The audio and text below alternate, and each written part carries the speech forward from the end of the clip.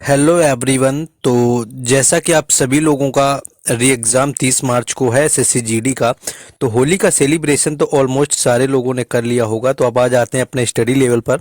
2 से 3 दिन एक तरह से बाकी, आप 26 आज आपके हो गई, तो यहाँ पर आपका 30 मार्च को आपका एग्ज़ाम है। 10 वीडियो बोली हुई थी, उसका ये छठा वीडियो हम आज करवाने जा रहे हैं। मैंने 5 वीडियो आपके ऑलरेडी अपलोड कर रखे हैं। तो चलिए शुरू करते हैं। पहला क्वेश्चन है कि गोल किस खिलाड़ी की आत्मकथा है। देखिए, अगर गोल की बात करें किस खिलाड़ी की आत्मकथा है, तो मेजर ध्यानचंद इसका राइट आंसर हो जाएगा। यानी कि जो मेजर ध्यानचंद है, उनकी आत्मकथा का नाम है आपका यहाँ पर जो है गोल। और मेजर ध्यानचंद ने अपने जीवन काल में कुल 400 गोल किए हैं। और इसके साथ आपको ये याद रखना है कि इनके ही जन्म दिवस पर 29 अगस्त को राष्ट्रीय खेल दिवस मनाया जाता है। और राष्ट्रीय जो खेल दिवस है, इसकी मनाने की जो शुरुआत है वो 2012 से हुई थी। ये भी एग्जाम में आपका पूछा गया है, तो आप इतना याद रखेंगे। और हाँ, एक चीज़ और याद रख सकते हैं आप कि 1956 के अंदर इनको जो है पद्म भूषण मिला हुआ था। तो 1956 में पद्म भूषण मिला। हॉकी के जादूगर कहे जाते हैं, हॉकी के खिलाड़ी थे मेजर ध्यानचंद। इनकी आत्मकथा का नाम गोल है। 400 गोल इन्होंने किए हुए हैं। और इनके जन्म दिवस यानी कि जन्मदिन जो 29 अगस्त को होता है, उसी दिन को जो है 2012 से राष्ट्रीय खेल दिवस यानी कि नेशनल स्पोर्ट डे मनाने के रूप में घोषित किया गया है। चलिए आ जाते हैं नेक्स्ट क्वेश्चन में। देखिए, अब टेक्स्ट बुक का आपको बता दें, जिन लोगों ने नहीं लिया होगा, आपको कल बताया था कि कल आपका ऑफर था, आप लोगों में से सभी ने ले लिया होगा। जिन्होंने ना लिया हो और लेना भी चाहते हैं, तो आपको बता दें कि टेक्स्ट बुक का आपका रेस टू सिलेक्शन सेल चल रहा है, जिसके तहत आपको टेक्स्ट बुक का जो पास प्रो है वो 527 रुपये में मिल जाएगा। उसमें आप मेरा कूपन कोड यूज करेंगे राज10, तो आपको 12% का ऑफ देखने को मिलेगा। और 527 रुपये का आप ले सकते हैं 1 साल के लिए, अगर आपने ऑफर का लाभ नहीं उठाया और अगर आप लेना चाहते हैं। लेने का आपका जो परचेज करने का लिंक है आपको डिस्क्रिप्शन में दिया गया है। किसी भी एग्जाम की तैयारी करते हैं, स्टेट एग्जाम, एसएससी, बैंकिंग, सारे आपके एग्जाम के मॉक टेस्ट प्लस उसके जो रिलेटेड सारे जो उनके प्रीवियस ईयर होते हैं, सारा कुछ आपको इसी मॉक टेस्ट में मिल जाता है। राज10 आपको मेरा कूपन कोड जरूर यूज कर लेना है, आपको डिस्क्रिप्शन में लिंक मिल जाएगा, तो आपको 12% ऑफ और देखने को मिलता है। बाकी आप ले सकते हैं आपका पास प्रो टेक्स्ट बुक का। नेक्स्ट आते हैं अगले क्वेश्चन में। नेक्स्ट है कामाख्या देवी मंदिर कहाँ पर स्थित है। देखिए, अगर कामाख्या देवी मंदिर की बात करें, तो आपका जो कामाख्या देवी मंदिर है ये आपका स्थित है यहाँ पर असम में। और असम में ही आपका अगर बात करें, तो इसी कामाख्या देवी मंदिर पर एक मेला लगता है जिसको बोला जाता है अम्बुबाची का मेला। ये कई बार पूछा जाता है, तो अम्बुबाची का जो मेला है वो भी यहीं पर लगता है। इसके साथ साथ आप कुछ यहाँ पर एक आपको माजुली द्वीप याद रखना है, यानी कि विश्व का अगर सबसे बड़ा द्वीप आपसे पूछा जाए कि कहाँ पर बना है, तो विश्व का सबसे बड़ा जो माजुली द्वीप है वो आपका असम में है। और अगर ये पूछ ले कि किस नदी पर बना हुआ है, तो ये आपका ब्रह्मपुत्रा नदी पर बना हुआ है, ये भी याद रखना है। बाकी फेस्टिवल से आप 1-2 फेस्टिवल और याद रख लेंगे। एक आप सागा दावा फेस्टिवल याद रख सकते हैं, पूछा जाता है। सागा दावा जो होता है आपका सिक्किम का होता है, इसको भी याद रख लेंगे। चाप चारकुट की बात करें, चाप चारकुट भी कई बार पूछा जाता है, तो जो चाप चारकुट है ये आपका मिजोरम का है, इसको भी आप लोग याद रख लेंगे। और क्या आप याद रख सकते हैं, माजुली आपका देखिए द्वीप भी होता है। और बाकी अगर माजुली फेस्टिवल वगैरह भी आपसे पूछ ले तो वो असम ही हो जाएगा, ये चीज़ याद रखेंगे। नेक्स्ट क्वेश्चन में आगे आते हैं। नेक्स्ट है कि एशियाटिक सोसाइटी की स्थापना कब हुई थी। देखिए, एशियाटिक अगर सोसाइटी की बात करें तो इसकी स्थापना हुई थी जाकर के 1784 यानी 1784 में। और ये करी कहाँ पर गई थी इसकी स्थापना, अगर इसकी बात करें तो इसकी स्थापना जो है वो कलकत्ता में करी गई, ये भी आपको याद रखना है। और करने वाले कौन थे अगर आपसे पूछे, तो विलियम जोन्स थे। अगर आपसे ये पूछे कि एशियाटिक जो सोसाइटी है उसकी स्थापना किसने करी, तो विलियम जोन्स ने करी। 1784 1784 में करी, कलकत्ता में करी हुई थी। और इसके साथ आप क्या देख सकते हैं यहाँ पर तत्वबोधिनी सभा आप लोग जरूर याद रखिए कि ये भी पूछ देते हैं। जो तत्वबोधिनी सभा है, अगर बात करें यहाँ पर, जो आपको उसकी स्थापना जो है आपकी 1839 में हुई थी, तत्वबोधिनी सभा की, ये आप लोग याद रखेंगे। और बाकी इसकी स्थापना जो करने वाले थे वो थे देवेंद्र नाथ ठाकुर। बाकी आपको वो 4 तो पता ही होंगे, देवेंद्र नाथ टैगोर आपको यहाँ पर है इसके 1839 में तत्वबोधिनी सभा। बाकी आपको 1828 की ब्रह्म समाज आपके राजा राम मोहन रॉय, 1867 का प्रार्थना समाज आत्माराम पांडुरंग, 1873 का आपका सत्यशोधक समाज ज्योतिबा फुले, और 1875 का आर्य समाज दयानंद सरस्वती। ये 4 तो आपको बिल्कुल अपने टंग पर रखना है, क्योंकि मोस्टली ये पूछ लिए जाते हैं। नेक्स्ट क्वेश्चन है कि दीपक कुमार का संबंध किस खेल से है। देखिए दीपक कुमार की बात करें तो इनका संबंध है बॉक्सिंग से, यानी कि इनका जो संबंध है वो है मुक्केबाजी से, आपको याद रखना है। और मुक्केबाजी से कौन संबंधित है, तो जो मैरी कॉम है उनका भी संबंध जो है आपका मुक्केबाजी से ही है। दीपक कुमार भी आपके मुक्केबाजी से संबंधित हैं। और कुछ नाम आप यहाँ पर देख लेंगे, आपके गौरव अगर घई की बात करें, जो गौरव घई हैं ये आपके संबंधित हैं। गौरव घई गोल्फ से, आपको याद रखना है, गोल्फ से आपके गौरव घई संबंधित हैं। और अदिति अशोक भी संबंधित है, जो कि पूछा जाता है। हर मैंने टॉपिक वाइज वीडियो कवर कर रखे हैं, उनकी पर्सनल वीडियो बना रखी है सब चीज़ों की, उनके लिंक डिस्क्रिप्शन में आप जाएंगे तो आसानी से वहाँ पर देख सकते हैं।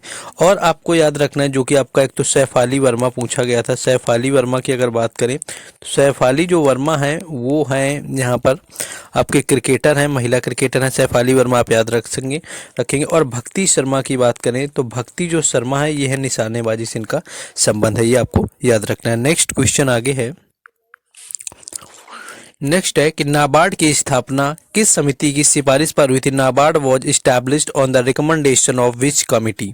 तो देखिए यहाँ पर आपकी शिव रमन समिति राइट आंसर हो जाएगा, यानी कि शिव रमन समिति की सिफारिश पर जो है नाबार्ड की स्थापना हुई। और इसकी स्थापना हुई कब थी, तो वो हुई थी 1982, यानी कि 1982 में इसकी स्थापना हुई थी। और बात करें कि इस समय पंचवर्षीय योजना कौन थी, तो आपको याद रखना है कि छठी पंचवर्षीय योजना के समय जो है आपके नाबार्ड की स्थापना हुई थी। और इसी को रोलिंग प्लान भी कहते हैं। और एक चीज़ याद रखनी है आपको कि परिवार नियोजन जो कार्यक्रम है आपका, वो भी आपका छठी पंचवर्षीय योजना में आया हुआ था। नेक्स्ट क्वेश्चन आगे देखेंगे। देखिए हर अपडेट हम आपको टेलीग्राम चैनल और व्हाट्सएप ग्रुप पर देते रहते हैं, जिनका लिंक आपको डिस्क्रिप्शन में दिया गया है, तो वहाँ से भी आप जुड़ सकते हैं। नेक्स्ट है कि मल्लिका साराभाई किस शास्त्रीय नृत्य से संबंधित है। देखिए मल्लिका साराभाई की बात करें तो कुचिपुड़ी और भरतनाट्यम आपका राइट आंसर हो जाएगा, यानी कि जो कुचिपुड़ी हो गया और भरतनाट्यम, इससे इनका संबंध है आपका मल्लिका साराभाई का। और कुचिपुड़ी आपको ऑलरेडी पता है कि आंध्र प्रदेश का यह शास्त्रीय नृत्य है, भरतनाट्यम आपका तमिलनाडु का है। और इसी तरह एक और लोग हैं जिनका इन दोनों नृत्य से संबंध है, वो है यामिनी कृष्ण मूर्ति, इनका भी नाम कई बार पूछा जाता है। तो यामिनी कृष्ण मूर्ति भी जो हो गई, इनका भी संबंध कुचिपुड़ी और भरतनाट्यम से है, बाकी मल्लिका साराभाई का है। लेकिन अगर आप सोनल मानसिंह पूछ ले, सोनल मानसिंह के बारे में जानना भी चाहिए, सबसे कम उम्र की हैं जिनको पद्म भूषण मिला हुआ था, यानी कि पद्म पुरस्कार। तो इनकी बात करें तो इनका संबंध भरतनाट्यम से तो है, लेकिन इनका संबंध कुचिपुड़ी से ना होकर के ओडिसी से है। तो सोनल जो मानसिंह है वो भरतनाट्यम और ओडिसी से इनका संबंध है, तो ये आप याद रखेंगे। और शोभना नारायण भी आप याद रख सकते हैं। शोभना नारायण जो है इनका संबंध है कथक से, और कथक उत्तर प्रदेश का शास्त्रीय नृत्य है। नेक्स्ट क्वेश्चन आगे है, दैहिंग पटकई महोत्सव किस राज्य में मनाते हैं। देखिए दैहिंग अगर पटकई महोत्सव की बात करें तो ये आपका मनाया जाता है असम का। और असम में कुछ नृत्य भी आपके होते हैं, जिसमें कि आपका बिहू बगुरम्बा होता है, और सत्रिया आपको पता है कि आपका शास्त्रीय नृत्य होता है। तो दैहिंग पटकई आपको महोत्सव याद रखना है। बाकी थाई पुषम भी कई बार पूछा जाता है, तो थाई पुषम अगर आपसे पूछे तो ये इसका राइट आंसर तमिलनाडु हो जाएगा। और इसके साथ में अगर आपसे राज परवा पूछ ले, राज परवा या रज पर्व, तो राज परवा या रज पर्व अगर आपसे पूछेगा तो ये आपका उड़ीसा से संबंधित हो जाएगा, ये भी आप याद रखेंगे। और आप यहाँ पर उगादी हाँ याद रख सकते हैं, उगादी भी यहाँ पर पूछ लिया जाता है। उगादी की अगर बात करें तो उगादी का जो संबंध है वो है कर्नाटक से, तो उगादी भी आप याद रखेंगे। नेक्स्ट क्वेश्चन आगे है, 2018 में मणिपुरी के लिए किसे संगीत नाटक अकादमी पुरस्कार मिला। देखिए अगर 2018 में बात करें मणिपुरी के लिए तो ये मिला हुआ था अखम लक्ष्मी देवी को, यानी कि इसका राइट आंसर आपका अखम लक्ष्मी देवी हो जाएगा, जिनको 2018 में मणिपुरी के लिए साहित्य अकादमी पुरस्कार दिया गया। और साहित्य नाटक अकादमी जो थी इसकी आपकी शुरुआत 1952 में यानी निर्माण हुआ था। बाकी पुरस्कार जो देने शुरू किए गए थे वो 1953 से किए गए थे, तो यहीं से आपका नॉमिनेट जो किए गए थे उनके नाम दिए रहते हैं। इसके साथ साथ आपको एक याद रखना है कि 1986 में जो है बिरजू महाराज को पद्म विभूषण मिला हुआ था, और ये क्वेश्चन पूछा जाता है। और 2000 में मिला हुआ था केलुचरण महापात्रा को पद्म विभूषण, ये भी याद रखना है क्योंकि केलुचरण महापात्रा पहले व्यक्ति थे उड़ीसा से जिनको पद्म विभूषण मिला हुआ था। और 1992 में जो है सोनल मानसिंह को पद्म भूषण मिला हुआ था, जिसके बारे में ऊपर बताया सबसे कम उम्र की पद्म पुरस्कार प्राप्त करने वाली नृत्यांगना रही हुई थी सोनल मानसिंह। नेक्स्ट क्वेश्चन है, बॉम्बे हाई कोर्ट की स्थापना कब हुई थी? देखिए, अगर बॉम्बे हाई कोर्ट की बात करें, इसकी स्थापना कब हुई, तो इसकी जो स्थापना हुई थी वो हुई थी आपके 1862 में, यानी कि 1862 में बॉम्बे हाई कोर्ट की स्थापना होती है। और इसके साथ साथ दो और राज्यों की भी स्थापना हुई थी। वो आपका एक तो था कलकत्ता, और दूसरा जो आपका रहा हुआ था वो रहा हुआ था मद्रास। यानी कलकत्ता और जो मद्रास हैं और साथ में बॉम्बे हाई कोर्ट, इन तीनों की जो स्थापना है वो 1862 में करी गई थी। नेक्स्ट क्वेश्चन है कि लेजिम त्योहार किस राज्य में मनाते हैं? देखिए, लेजिम अगर त्योहार की बात करें तो लेजिम आपका मनाया जाता है महाराष्ट्र में। तो लेजिम आपका महाराष्ट्र का है, आपको याद रखना है। महाराष्ट्र का आपका लेजिम हो जाएगा। बाकी आपसे एक मोंग मोंग भी पूछा गया था। मोंग मोंग अगर की बात करें कि जो मोंग मोंग फेस्टिवल है ये किस राज्य का है, तो ये आपका नागालैंड का है। और बाकी नागालैंड का आपका जो हॉर्नबिल वगैरह सभी को पता होता है, लेकिन मोंग मोंग कई कम लोगों ने देखा होता है। तो ये भी जो है आपका नागालैंड का त्यौहार है। कई बार आपका पूछा जाता है। महाराष्ट्र के अगर नृत्यों की बात करें तो उसमें लावड़ी और तमाशा ये मुख्य होते हैं, जिनसे लगातार पूछा जाता है कि लावड़ी कहाँ का है, तमाशा कहाँ का है। तो ये आपके महाराष्ट्र से संबंधित है। नेक्स्ट क्वेश्चन आगे है, गांधी जी ने किसे देशभक्तों का राजकुमार कहा हुआ था? देखिए, देशभक्तों के अगर राजकुमार किसे कहा गया तो ये गांधी जी ने कहा हुआ था, और कहा हुआ था सुभाष चंद्र बोस को। यानी सुभाष चंद्र बोस को जो है गांधी जी ने देशभक्तों का राजकुमार कहा हुआ, तो ये याद रखना है। और इन्होंने जो है कांग्रेस अधिवेशन की जो है अध्यक्षता करी हुई थी सुभाष चंद्र बोस ने, और वो करी हुई थी 1938 में। और ये अधिवेशन था हरिपुरा का। ये भी पूछ लेते हैं कि किस अधिवेशन की अध्यक्षता करी हुई थी, या हरिपुरा अधिवेशन की जो अध्यक्षता है 1938 में किसने करी हुई थी? सुभाष चंद्र बोस थे। बाकी 1939 में भी इनको ही करनी थी अध्यक्षता, लेकिन इन्होंने क्या किया, कुछ विवाद हो जाने के कारण इन्होंने इस्तीफा दे दिया था कांग्रेस से। आपको याद रखना है। नेक्स्ट क्वेश्चन आगे है, नेक्स्ट है साइमन कमीशन का गठन किस लिए किया गया था? देखिए, साइमन कमीशन कब आया वो बात अलग है, लेकिन इसका गठन किस लिए किया गया? तो देखिए, 1919 में आपका एक रोलेट एक्ट प्लान आया हुआ था, जिसमें कि आवश्यक के आधार पर लोगों को जेल में डाला जा रहा था। तो उसी के विरोध में जो है एक मीटिंग चल रही हुई थी, और 1919 में ही वहीं पर गोलियां चलाई गईं, जो कि जाना गया जलियांवाला बाग हत्याकांड के नाम से। और उसी की जांच करने के लिए जो है साइमन कमीशन का गठन किया गया था, जलियांवाला बाग हत्याकांड की जांच करने के लिए। बाकी इसका गठन 1927 में हो गया था, लेकिन इसका जो आगमन था भारत के अंदर वो 1928 में हुआ था।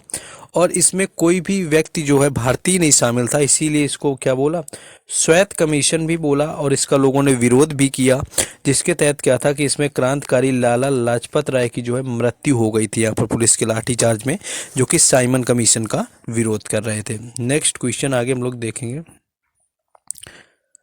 नेक्स्ट क्वेश्चन है कि अबुआ आवास योजना किस राज्य में शुरू हुई थी? देखिए, अबुआ आवास योजना 2 से 3 बार जीडी के एग्जाम में अभी रिपीट हुई, जो कि झारखंड की आपकी योजना है, ये आपको याद रखना है। और इसके साथ आप क्या याद रख सकते हैं, एक आपको योजना बनाओ जो कार्यक्रम है, ये बोलते थे कि झारखंड में योजना बनाओ कार्यक्रम किस वर्ष आया हुआ था? तो देखिए, योजना बनाओ जो कार्यक्रम था वो 2016 में आया हुआ था, और 2016 में अब इसकी शुरुआत होती है, और झारखंड का था। और जीडी आपका एसएससी के एग्जामों में ये पहले पूछा गया, जीडी में तो नहीं पूछा गया। और आप यहाँ ये क्वेश्चन आप याद रख सकते हैं, यहाँ पर मुख्यमंत्री सुकन्या योजना अगर आपसे पूछ लें, मुख्यमंत्री जो सुकन्या योजना है ये भी आपकी संबंधित रही हुई थी झारखंड से, ये आपको याद रखना है। नेक्स्ट क्वेश्चन है कि पंडित जसराज किस घराने से संबंधित हैं? देखिए, पंडित जसराज की बात करें कि इनका जो संबंध है वो किस घराने से है, तो ये मेवाती घराने से संबंधित थे। आपको याद रखना है, इनका जो संबंध है वो मेवाती घराने से है। इसके साथ साथ आपको और याद रखना है कि कालिका बिंदादीन जो घराना है, कालिका बिंदादीन अगर घराने की बात करें तो बिरजू महाराज कालिका बिंदादीन घराने से संबंधित हैं। और आपको याद रखना है, आपको किराना घराना, और किराना घराना जो है इससे संबंधित है भीमसेन जोशी। और आपको याद रखना है बनारस घराना, जो कि मैंने आपको कल बताया हुआ था, तो बनारस घराने से संबंधित है पंडित शिव कुमार शर्मा, जो कि एक संतूर वादक हैं। इसके बारे में मैंने बताया हुआ है आपको कल। नेक्स्ट है कि केंद्र और राज्य के संबंध के बारे में किस भाग में दिया गया? देखिए, केंद्र और राज्य का जो संबंध है इसको आपके जो देने वाला भाग है, यानी कि संविधान के किस भाग में है, तो भाग आपके इसको दिया गया है जाकर के 11 में। तो आपके भाग 11 में इसको दिया गया है। इसके साथ साथ आपको याद रखना है कि जो आपके भाषा के बारे में कि भाषा हिंदी और लिपि देवनागरी हो गई, अनुच्छेद 343 के अनुसार इसको भाग 17 में दिया गया है। संविधान जो संशोधन की प्रक्रिया है उसको संविधान के भाग 20 में रखा गया है। मौलिक अधिकार जो है आपके भाग 3 में रखे गए हैं और नीति निर्देशक तत्व जो हैं वो भाग 4 में रखे गए हैं। और जो पंचायत हैं, पंचायतें वगैरह हैं, वो आपके भाग 9 में रखी गई हैं। तो ये सारे याद रखना है कि कौन किस आपके भाग में रखा गया। जैसे भाग 2 आपका नागरिकता से संबंधित है, ये आपको याद रखना है। नेक्स्ट क्वेश्चन है कि कुडनकुलम परमाणु ऊर्जा संयंत्र किस राज्य में। देखिए कुडनकुलम की बात करें तो इसका राइट आंसर जो है आपका तमिलनाडु हो जाएगा। तमिलनाडु का ऊर्जा संयंत्र है। ये क्वेश्चन कई बार घुमा फिरा के फिर से पूछ लिया जाता है। नेक्स्ट क्वेश्चन है जिया मोइनुद्दीन डागर का संबंध किस वाद्य यंत्र से है। Zia Mohiuddin Dagar is related to which musical instrument. तो अगर यहाँ पर इनकी बात करें तो ये एक वीणा वादक है, यानी कि वीणा से इनका संबंध है। यहाँ पर याद रख लेंगे, वीणा वादक है जियाउद्दीन डागर। और इसके साथ साथ एक नाम आप याद रखेंगे, परवेज खान। मैं वो नाम यहाँ पर बता रहा हूँ जो आपने ज़्यादा ना सुने हो, क्योंकि जो लगातार सुनते हैं वो तो आपको याद ही होता है। तो परवेज खान जो है इनका संबंध सितार से है।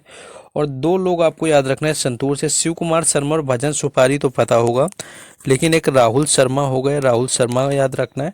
और याद रखना है तरुण भट्टाचार्य, ये आपको याद रखना है। तरुण भट्टाचार्य और आपके राहुल शर्मा, इनका दोनों का जो संबंध है, इनका भी संबंध संतूर से है, ये आपको याद रखना है। नेक्स्ट क्वेश्चन आगे है।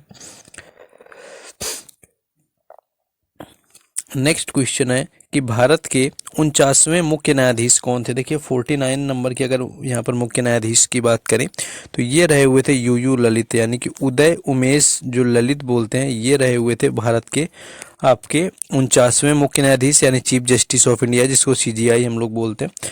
और वर्तमान में जो है वो 50 नंबर के चल रहे हैं, जिनको DY चंद्रचूड़ बोलते हैं, यानी कि वर्तमान में जो है वो है DY चंद्रचूड़, और जिनको धनंजय आपका चंद्रचूड़ बोलते हैं, आपको याद रखना है। नेक्स्ट क्वेश्चन है आपका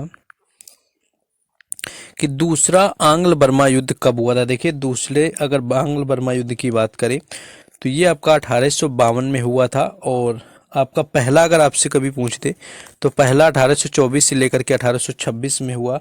और तीसरा कभी पूछे जाकर के आपके तो ये 1885 में हुआ।